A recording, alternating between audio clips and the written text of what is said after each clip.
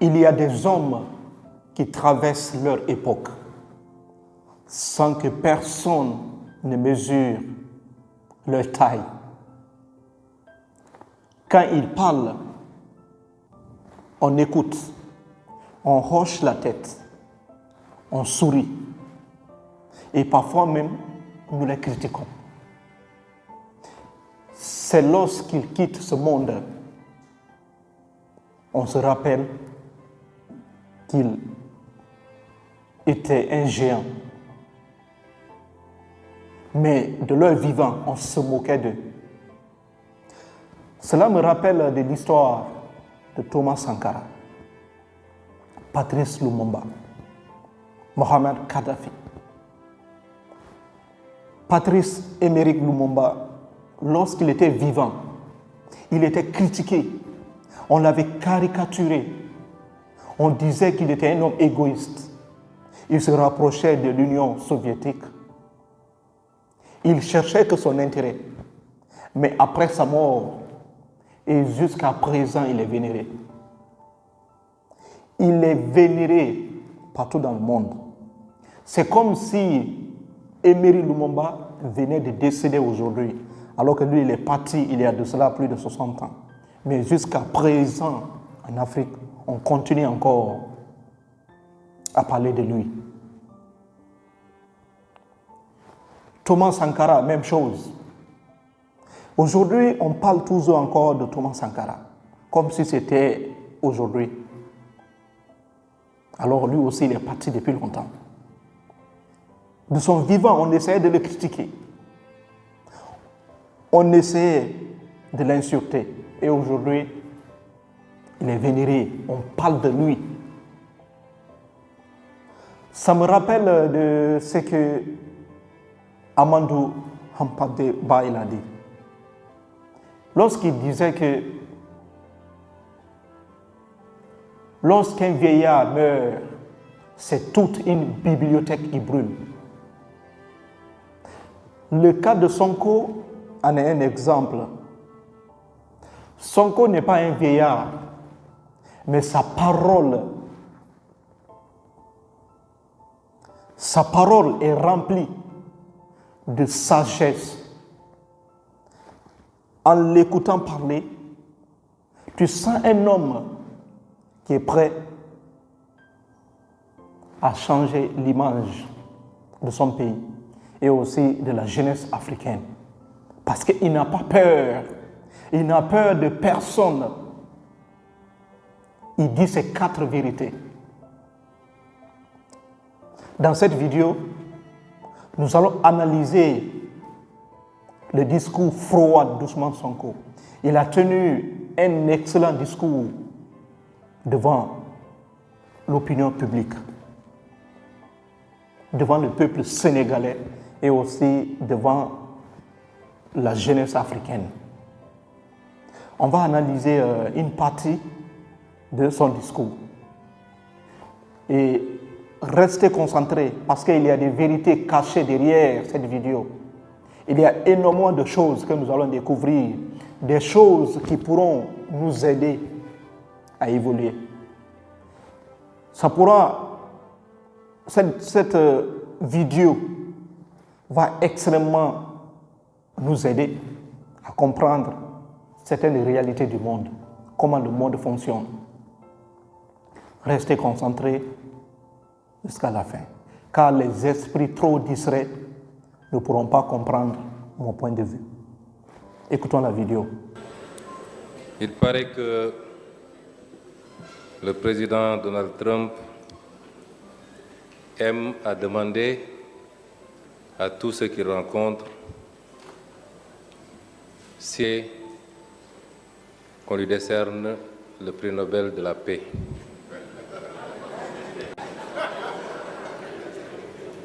Je pense qu'il n'y a pas à répondre à cette question. La seule qui veuille d'être posée en termes de réponse est de se demander est-ce que depuis 1 an qu'il est au pouvoir, à la tête de la superpuissance que sont les États-Unis, est-ce que le monde est plus sûr? Est-ce que le monde est plus stable? Est-ce que le monde est en paix? Et si la réponse est négative, quelle est sa responsabilité exclusive par rapport à cette déstabilisation du monde qui apparemment est devenu dangereux pour tout le monde, y compris pour lui-même? Ousmane Sonko, dès le début de son discours, il s'est directement adressé à Donald Trump. Il a attaqué directement Donald Trump et aussi ses alliés, les Européens et aussi d'autres pays qui supportent l'idéologie américaine. Lorsqu'il dit ceci, Donald Trump demande à tout le monde s'il mérite le prix Nobel de la paix. Lorsqu'il dit ça, c'est un discours extrêmement froid, parce que depuis le début de cette guerre Iran, États-Unis et Israël, très peu de chefs d'État africains ont osé dire ces 4 vérités devant l'Amérique. Parce que ça me rappelle un peu d'une petite histoire. L'histoire d'un requin et d'un poisson. Le requin, lui, il est gros, il est fort. Ses dents sont énormes face à un petit poisson. Si le poisson parle fort, si le poisson crie énormément, il risque d'être dévoré, d'être mangé par le requin. Qu'est-ce qu'il fait? Il nage à côté du requin, il nage et après, il s'en va. Cette logique est valable par rapport à ce que nous voyons aujourd'hui dans le monde. Les dirigeants africains et aussi européens, aucun d'entre eux n'a osé dire ces 4 vérités à Donald Trump. Et Sonko, en disant cela, il assume d'abord ses propos. Il assume ses propos. Et cela a choqué le monde, alors que les dirigeants européens, les dirigeants africains, lorsqu'ils vont aux États-Unis, c'est pour chercher le sourire des Américains. Il ne faut pas faire un discours fracassant, il ne faut pas faire un discours froid devant Donald Trump. Parce que Donald Trump, il n'aime pas la contradiction. Si tu oses lui dire la vérité, finalement, qu'est-ce qui va se passer? Pas de contrat d'investissement. Et aussi, il y a beaucoup de choses qui vont avec. On vous interdit de beaucoup de choses. Mais Sonko, lui, il s'en fout. Il n'a pas besoin d'aller passer sa vie aux États-Unis. Lorsqu'il dit ça, il dit, est-ce que le monde est plus sûr, plus stable? Lorsqu'il dit ça, ça prouve réellement que ce qui se passe dans le monde entier l'intéresse énormément. Oui, ça intéresse tout le monde. Et d'ici la réponse est non. Quelle est la responsabilité exclusive de M. Donald Trump? Sonko ici, il parle directement du président américain. Lorsqu'il lui dit quelle est votre responsabilité exclusive, il n'accuse pas la Chine, il n'accuse pas d'autres nations. Il dit la responsabilité exclusive chez lui, Donald Trump. On ne peut pas accuser une autre puissance. C'est eux qui sont responsables. Ce sont les Américains qui sont responsables. Et il y a une réponse que Donald Trump peut donner.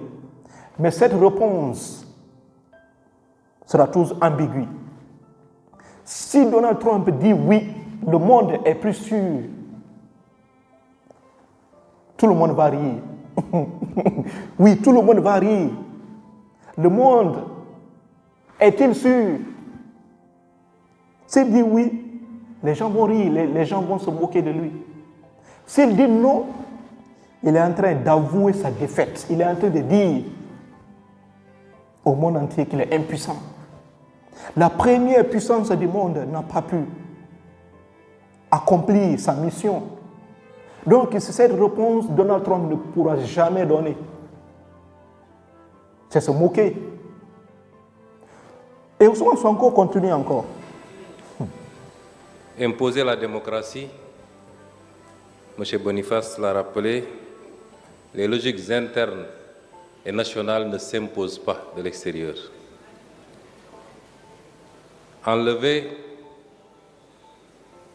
des présidents en fonction, les enlever pour les exfiltrer et les soumettre à votre justice ne relève pas de la démocratie si cela devait s'entendre en termes de droit international. Quelle guerre a été gagnée? Aucune. Aucune guerre n'a été gagnée. Les États-Unis et l'Occident se sont livrés à beaucoup de guerres ces dernières décennies. Ils n'ont pas gagné la guerre du Vietnam. Ils n'ont pas gagné la guerre en Irak, en Afghanistan, en Libye, en Syrie. Ils n'ont pas gagné la guerre même au Somalie, où ils ont été obligés de se retirer, poursuivis par des bandes armées. À part semer le chaos et le désordre derrière eux dans ces pays, aucune de ces guerres n'a été gagnée parce qu'aucun des objectifs n'a été atteint. On ne citera pas ces pays comme des exemples de démocratie sous la conception occidentale s'entend.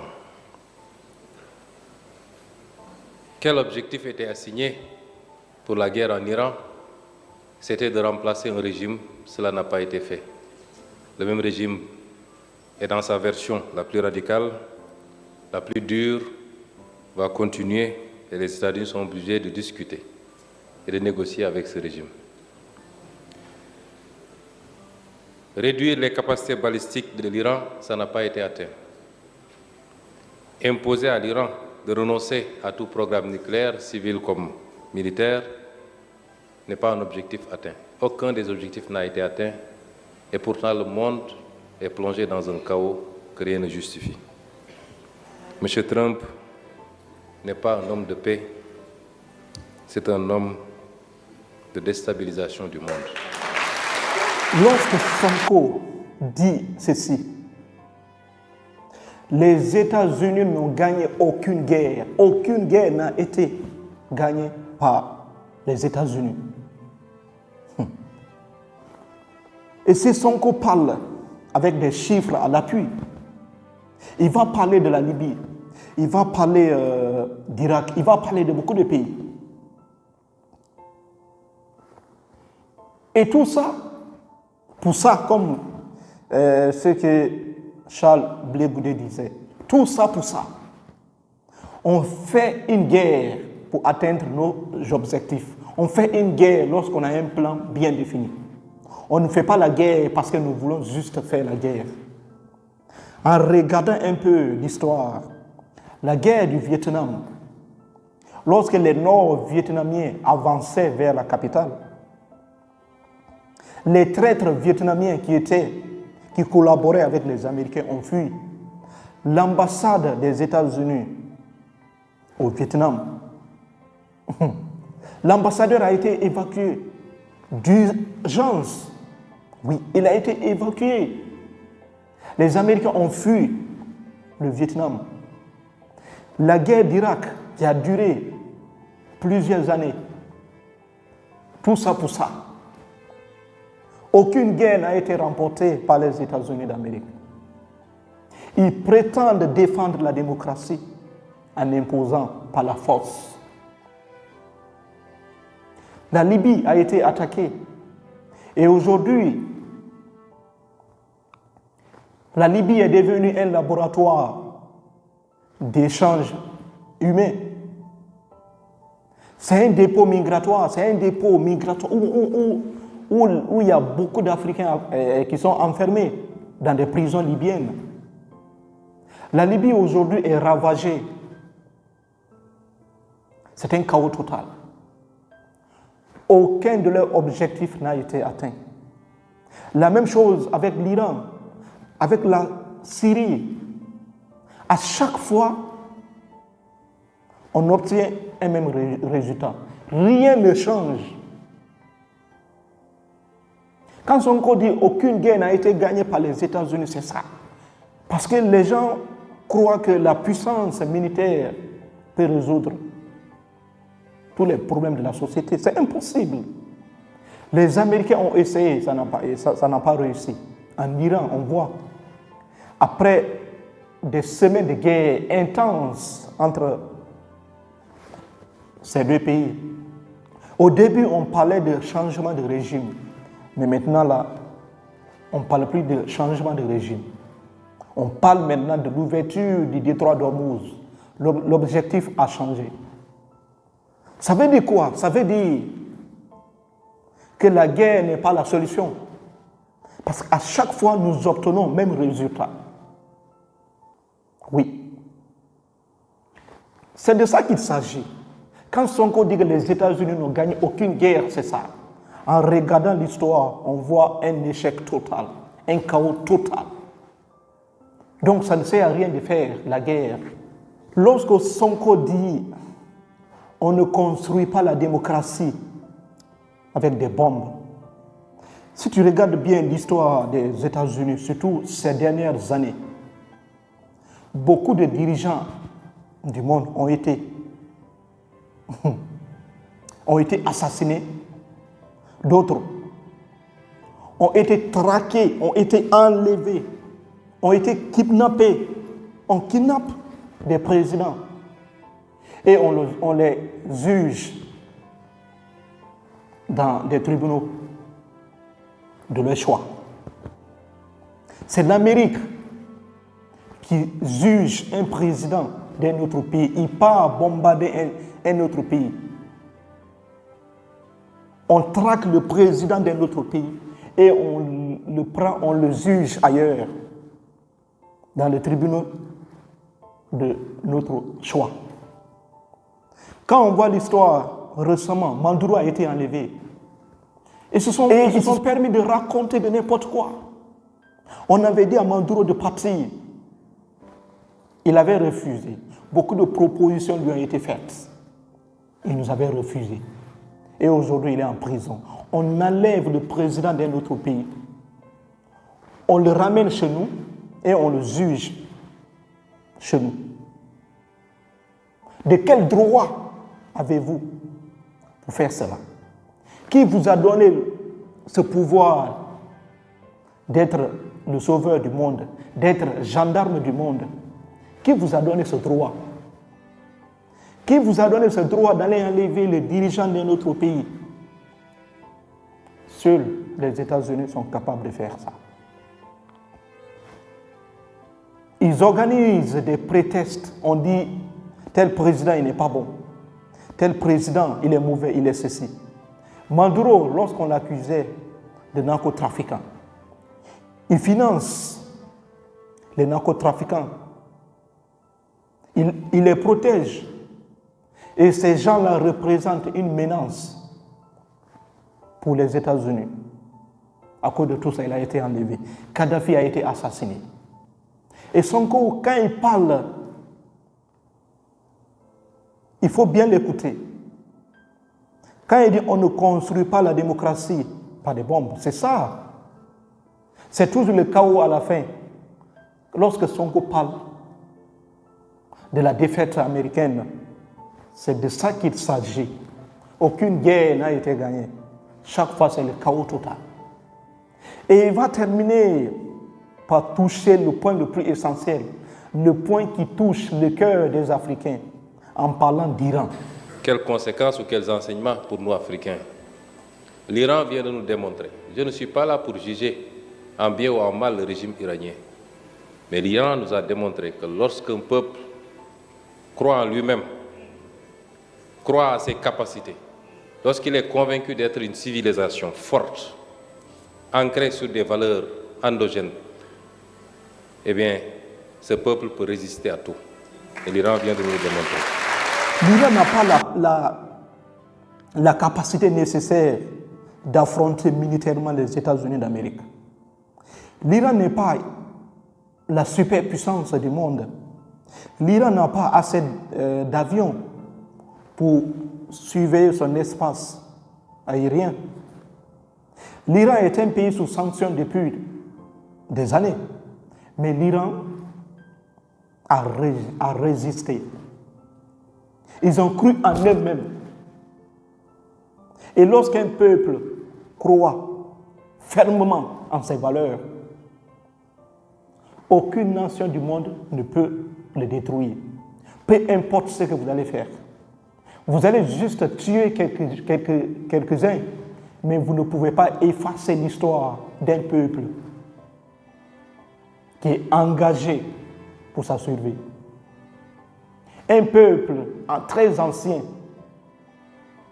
un peuple qui a une civilisation millénaire, vous ne pouvez pas l'effacer facilement. Parce que ce peuple croit. Ils croient en eux-mêmes. Ils se lèvent, ils se battent. Même si vous n'avez pas assez d'armes, on accepte de perdre, mais on ne peut jamais capituler. La capitulation, c'est une défaite totale. Et un peuple qui est plus âgé que l'Amérique ne peut pas capituler. C'est une leçon pour les Africains de croire en nous-mêmes, de ne pas tout le temps attendre l'aide de qui que ce soit, de ne pas tout le temps dire que nos décisions doivent venir de l'Occident, doivent venir de la France, doivent venir des États-Unis d'Amérique. Non. Un peuple doit croire en ses valeurs. Si vous croyez en vous-même, vous pouvez gagner n'importe quelle guerre. Vous n'allez jamais vous soumettre. Mais aujourd'hui, on se soumet parce que nous attendons des faveurs de la part de nos compatriotes. Des valeurs qui sont en nous-mêmes, nous devons les garder. Un peuple qui cherche sa défense ailleurs, ce peuple ne mérite pas d'exister. Ceux qui disent que tel pays peut venir nous défendre, vous avez vu comment l'Iran s'est battu. L'Iran s'est battu seul. L'Iran s'est battu seul. C'est l'Iran qui était sur le terrain. L'Iran n'a pas dit non, on ne va pas se battre. On va attendre que la France, que la Russie ou la Chine, tous ces pays-là viennent les aider. Non. L'Iran s'est battu seul parce qu'il croyait clairement en leurs valeurs. Et c'est la même chose que l'Afrique doit comprendre. Nous devons comprendre que personne ne viendra nous sauver en Afrique.